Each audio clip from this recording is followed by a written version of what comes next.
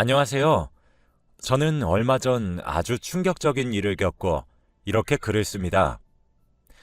저는 올해 50대가 된 남자이고 혼자 살고 있어요.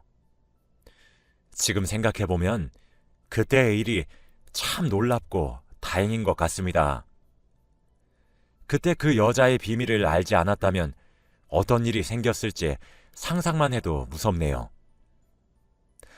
저는 어렸을 때부터 가난한 집안에서 살았어요. 그래서 남들이 다 가는 대학도 못 가고 바로 공장에 들어가서 일을 해야 했죠. 저는 외동아들이라 혼자서 벌고 있었는데 아버지는 사업을 한다고 난리셨고 어머니는 그런 아버지를 한심하게 바라보면서 이혼을 생각하고 계셨죠. 아버지는 사업을 하신다고 잘 다니던 직장도 그만두셨고 결국 집안일만 하시던 어머니가 밖에서 일을 해야 하는 지경까지 되었답니다. 어머니는 새벽엔 목욕탕 청소를 하고 오후에는 식당 서빙 일을 하면서 생활비를 벌고 계셨죠. 저와 어머니가 악착같이 돈을 벌어오면 뭐합니까? 아버지가 사업 준비로 홀라당 다 써버리시는데요. 대책 없이 사업만 준비하시는 아버지가 저는 너무 한심스러웠고 어머니도 많이 지치신 것 같았어요. 제가 돈이 없으니 친구들과 약속을 잡을 수도 없었고 그러면서 자연스레 친구들과도 멀어졌습니다. 당연히 여자친구도 만들 수 없었죠.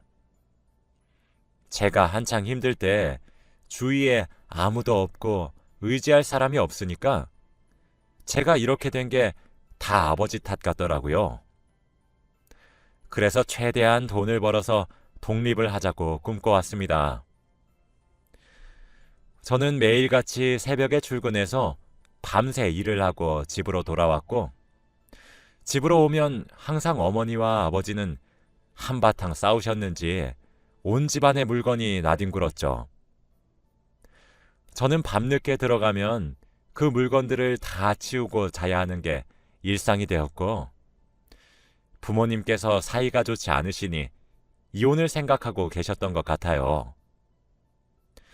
아버지가 가망 없는 사업을 계속 하시다가 망하시고 어머니는 매일같이 사업 뒷바라지를 하시는 걸로 매일 싸우셨고 제 예상처럼 얼마 지나시지 않아 두 분은 이혼을 하셨습니다. 이혼을 하고 어머니는 집을 나가셨고 집에는 저와 아버지 둘이서 살게 되었죠. 어머니는 집을 나가기 전 저에게 조용히 다가오셔서 손을 꼭 잡았습니다. 그러고는 아들, 엄마가 사실 네 아버지 사업 비용 너한테 부담될까봐 이혼 못하고 있었는데 엄마도 이제 많이 지친다. 악착같이 돈 벌어오면 아버지가 훌훌 써버리고 이제 네 아버지도 정신을 차려야 돼. 돈 벌어오는 사람 있고 쓰는 사람 따로 있니? 그러니까 너도 정신 바짝 차리고 아버지가 돈 달라고 하면 절대 주지 말고 네가 하고 싶은 거 하고 살아. 여자도 만나고 옷도 사 입으면서. 알겠지? 엄마 보고 싶을 때마다 연락하고, 응? 어머니는 자신의 경험을 이야기하시면서 저에게 절대 아버지 사업 비용을 빌려주지 말라고 하셨고 저도 그럴 생각이었기에 아버지의 부탁을 거절하는 건 쉬울 줄 알았어요. 그런데 제 예상과 다르게 아버지의 부탁을 거절하기에는 쉽지 않았습니다. 저에게 애걸복걸 하시면서 아들, 이 아비 한 번만 살려다오. 이번 건은 진짜 대박 날 거라니까. 아버지가 이렇게 돈 빌리고 망하면 3배로 갚을게. 응? 제발. 아버지 얼른 사업 성공해서 네 엄마 데리고 와야 돼. 아버지가 그렇게 저한테 애절하게 부탁하시니 저는 거절할 수 없었고 처음이자 마지막으로 아버지에게 사업 비용을 빌려줬습니다. 사실 저도 아버지의 사업이 성공해서 어머니가 집으로 돌아오길 바랬거든요. 그런데 이게 웬일인가요? 아버지의 사업은 대성공이었습니다.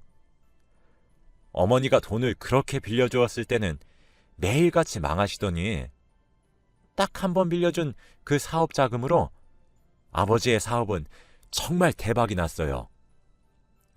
많은 사람이 아버지에게 투자하겠다고 저희 집 현관문을 매일같이 두드렸고 아버지와 저는 한순간에 돈방석에 앉게 되었죠.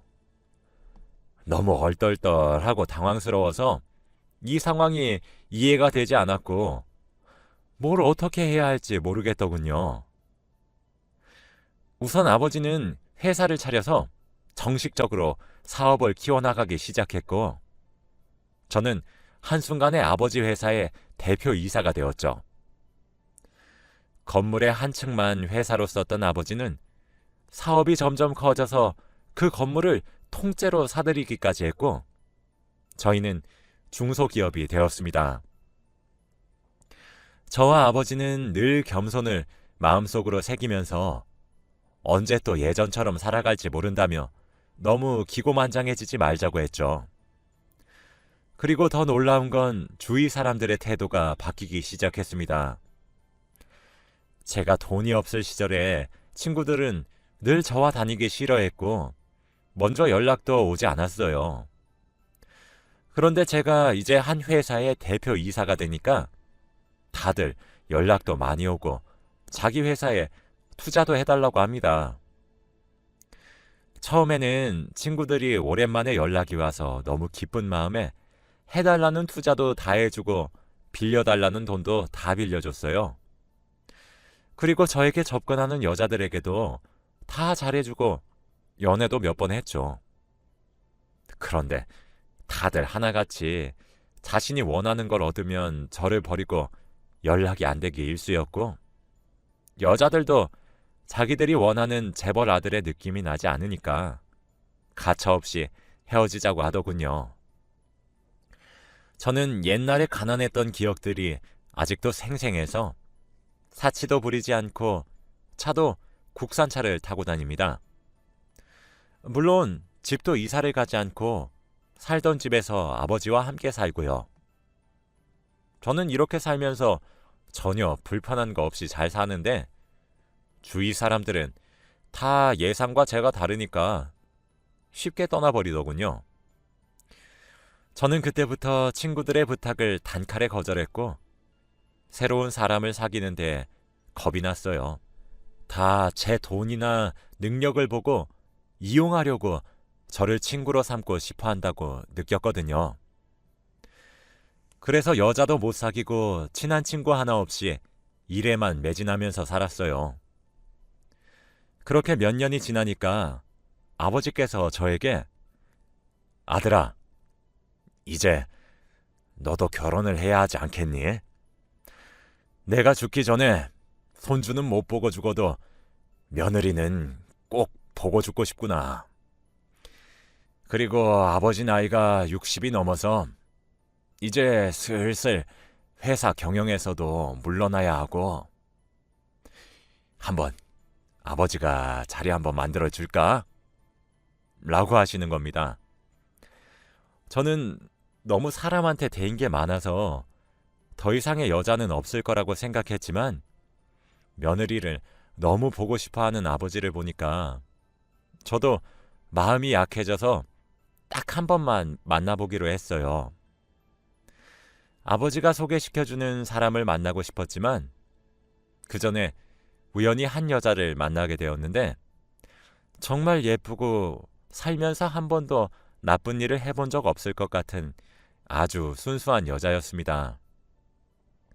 그 여자를 본 순간 저는 첫눈에 반했고 대시를 했습니다.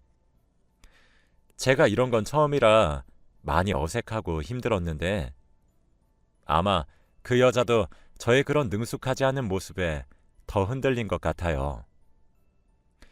그 여자와 말을 나누어 보니 정말 순수하고 때 하나 묻지 않은 여자더라고요. 그 여자와 좋은 만남을 이어가면서 저는 끝까지 제가 어떤 사람인지 밝히지 않았습니다. 단순히 작은 회사 하나 운영하고 있다며 조심스럽게 말했죠. 그 여자는 작은 병원에서 간호사 일을 하고 있다고 했고 어머니와 단 둘이서 살고 있다고 하더군요. 아픈 어머니를 보살피기 위해 소녀 가장으로 살고 있다는데 정말 멋지고 존경스러웠습니다. 그래서 더 그 여자가 좋아졌던 것 같아요. 지금까지 만났던 여자들은 하나같이 이거 사달라 저거 사달라 하면서 저보다 제 돈을 사랑하는 여자들 뿐이었는데 제 여자친구는 그게 아니라 저에게 다 사준다면서 자신의 없는 돈 끌어들여다가 사주고 그랬죠. 정말 눈에 넣어도 안 아픈 여자친구였습니다. 제 여자친구와 사귄 지 1년째 되던 날 일이 터지고 말았어요. 바로 여자친구의 바람입니다. 평생 저만 바라보고 저에게만 헌신을 다할 줄 알았던 여자친구에게 다른 남자친구가 있더라고요. 처음에는 몰랐는데 제가 의심이 들어서 비서를 통해 뒷조사를 조금 해보니 너무 확실한 증거가 있었습니다. 그리고 더 놀라운 건 여자친구의 충격적인 반전이었죠. 저에게 간호사 일을 한다고 했던 그 여자는 술집에서 일하는 여자였고 애초부터 저의 직업과 재산을 다 알고 사귄 거라고 하더라고요. 그러면서 내가 한 남자를 물었는데 아주 돈이 어마어마해. 이런 집에 시집 가면 평생을 명품백 잔뜩 가지고 살 수 있겠지? 나 드디어 인생 폈어? 라고 하며 사람들에게 말하고 다녔다고 합니다. 솔직히 저는 그 여자와 결혼까지 생각하고 있었어요. 그동안 아버지가 퇴임하시고 어린 나이에 제가 회장 자리에 올라서 얼른 결혼이 급했는데 저는 그 여자라면 결혼할 수 있을 것 같았거든요. 그런데 이런 비밀을 가지고 있었다니 제가 잘 알아보지도 않고 사귄 게 잘못이었죠. 저는 그 여자에게 화를 내고 따졌더니 그 여자가 하는 말은 정말 가관이었습니다. 내가 너 정체를 모를 줄 알았어? 너 작은 회사 운영하고 있다길래 얼마나 대단한 회사인지 네 이름 검색해보니까 바로 뜨던데? 너 바보니? 그리고 재벌이면 돈 좀 쓰고 여자친구한테 명품백 좀 사주고 그래야지. 어떻게 돈 한 푼을 안 쓰니? 너 같은 멍청이가 나 같은 여자를 어디서 만날 수 있을 것 같아. 그리고 네가 하도 재미가 없어서 다른 남자를 만난 걸 가지고 왜 나한테 그래? 내가 바람 피운 거 다 네 탓이야. 그 말을 들으니 도저히 참을 수 없었고 비서를 시켜서 그 여자의 실체를 다 까발리기로 했어요. 그 여자는 정말 까도 나오는 게 너무 많았고 결국 경찰에 신고를 했습니다. 모은 증거들과 함께 고소하겠다고 했고 저는 그 여자를 감옥에 넣을 수 있었어요. 원래는 좋게 끝내려고 했는데 찾아보니까 그 여자가 저지른 사기가 엄청나더라고요. 정말 어마무시한 여자였죠. 징역이 얼마 되지는 않지만 그래도 그곳에서 조금이라도 반성하기를 바랬어요. 그 여자의 실체를 제대로 알고 나니 사람을 믿지 못하겠고 결혼은 절대 못하겠더군요. 아버지에게 며느리를 보여드리고 싶었지만 제 주위에 오는 사람들이 다 하나같이 못되고 괴팍한 사람들이라 쉽게 정을 주지 못했습니다. 아버지는 나이가 점점 들어가고 회사 일은 점점 바빠져서 이제 아예 사람을 만나는 게 어려워졌죠. 그렇게 몇 년 동안 회사는 점점 커져갔고 아버지도 점점 늙어가셨습니다. 이제 지팡이를 쓰고 거동을 하셔야 했고 매일같이 집에 계셨어요. 그렇게 한 8년이 흐른 것 같습니다. 저도 이제 40대 중반이 되었고 아버지도 70살이 넘으셨죠. 그런데 갑자기 아버지께서 충격적인 말을 하시는 겁니다. 나 결혼한다. 정말 놀랐어요. 나이가 70살이 넘으신 흰머리이신 아버지께서 결혼이시라뇨. 솔직히 그때까지는 사랑하시는 할머니 분이 계셔서 그분과 남은 여생을 살아가고 싶으신 거구나 했는데 그게 아니었어요. 아버지와 결혼하겠다고 한 사람은 바로 30대 후반이었습니다. 아버지와 30살이 넘게 차이가 났죠. 딱 봐도 알 수 있었습니다. 이 여자는 아버지를 사랑해서가 아니라 아버지의 재산을 원한 거라고요. 저는 옛날에 드라마나 영화 속에서만 보던 회장님의 어린 아내가 바로 저희 아버지의 일이 될 줄은 상상도 못했어요. 당연히 이 여자는 아버지가 돌아가시면 남은 유산들을 다 자기가 가지기 위해 결혼을 하는 거라고 생각했습니다. 저는 이 결혼을 당연히 반대했어요. 아버지를 조심스럽게 불러 제가 생각하고 있던 이야기들을 다 말씀드렸습니다. 아버님, 이 결혼 잘 생각해 보셨으면 좋겠어요. 죄송하지만 저 여자가 아버지와 결혼하려는 이유는 돈밖에 없어요.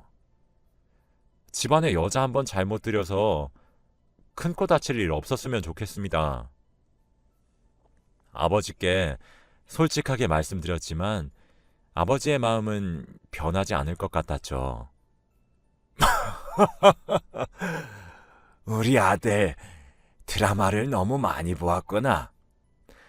저 여자는 그럴 여자가 아니야.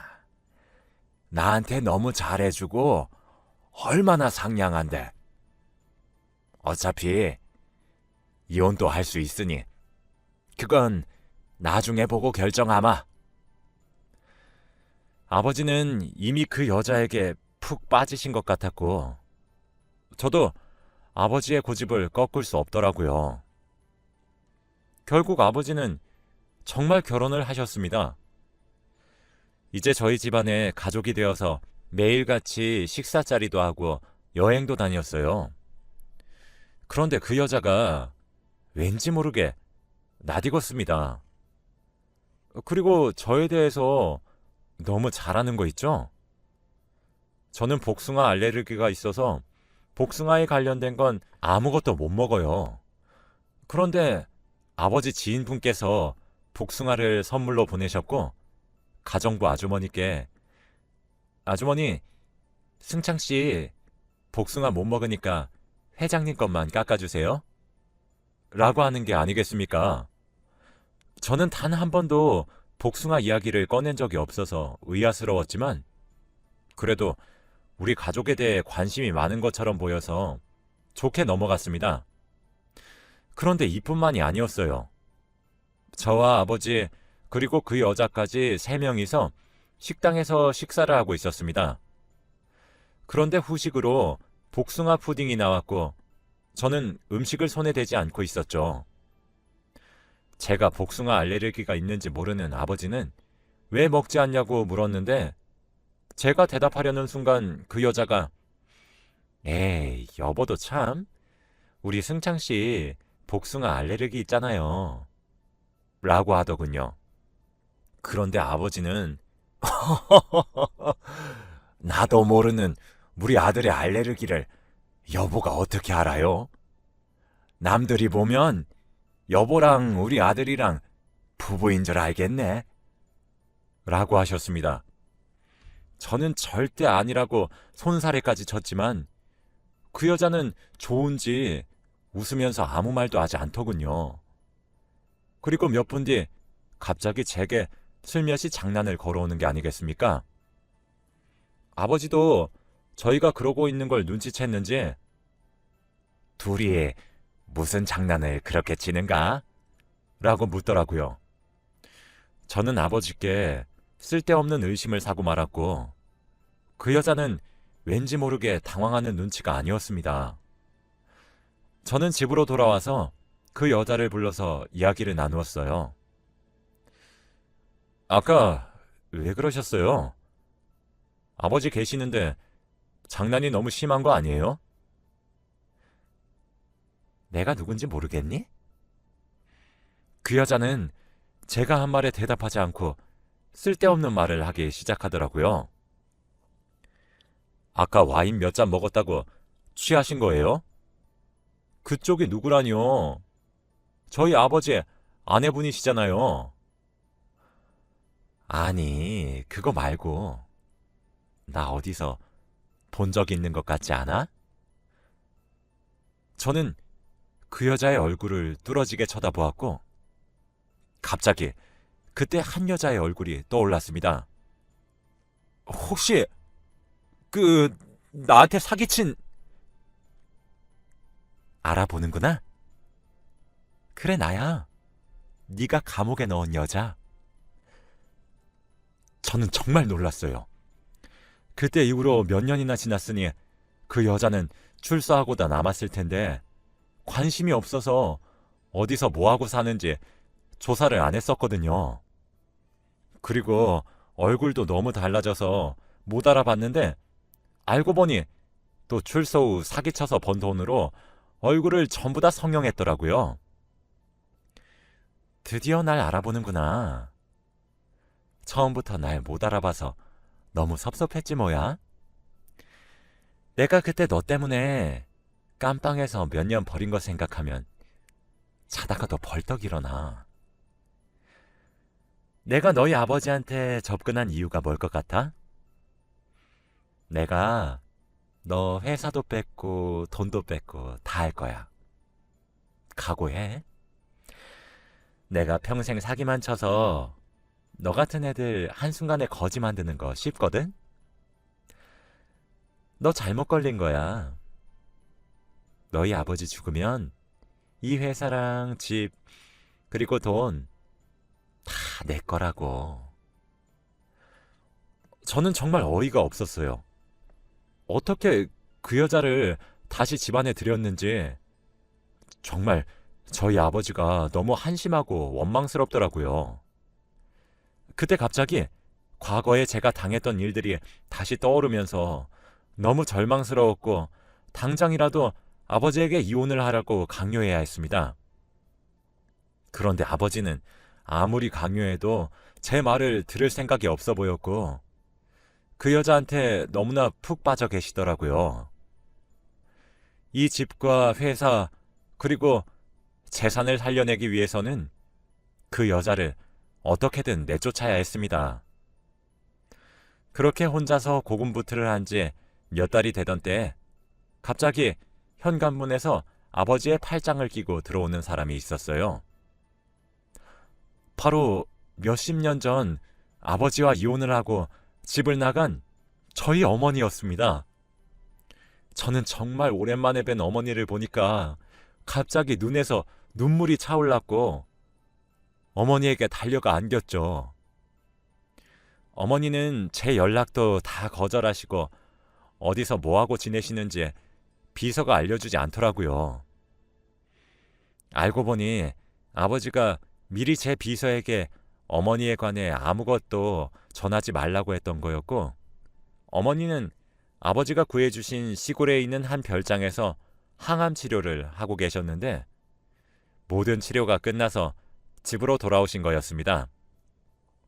그때 거실에 있던 그 여자는 어머니와 다정하게 팔짱을 끼고 들어오는 아버지를 보고 회장님, 지금 뭐 하시는 거예요? 여자는 나밖에 없다며 지금 당당하게 첩들이시는 거예요? 라고 하는 겁니다. 네가 뭔 상관이냐? 그리고 첩? 바보 같은 계집애. 첩은 너여. 이 여자가 본처고 네가 첩이여. 저는 아버지의 말을 듣고 깜짝 놀랐습니다.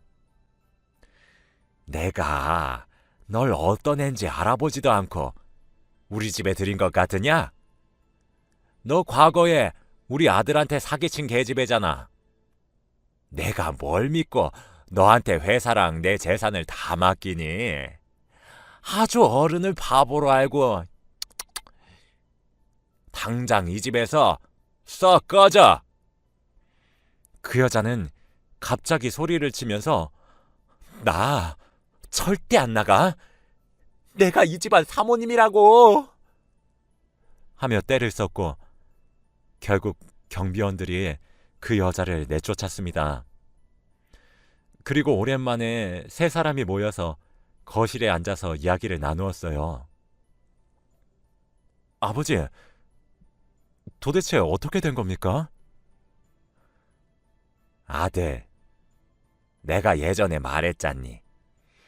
사업 꼭 성공해서 네 엄마 다시 데려오겠다고. 그리고 성공하자마자 너희 엄마한테 달려가서 하루 종일 빌었지. 다시 돌아와 달라고.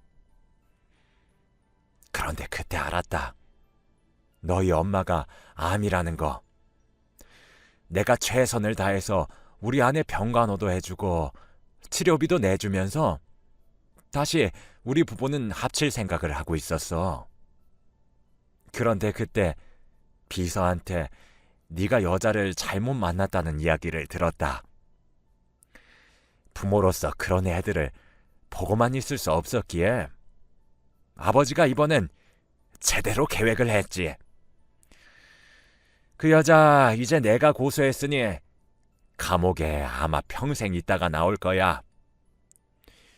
출소하고 사기친 게 워낙 피해자도 많고 규모도 커서 무기징역은 나올 거다.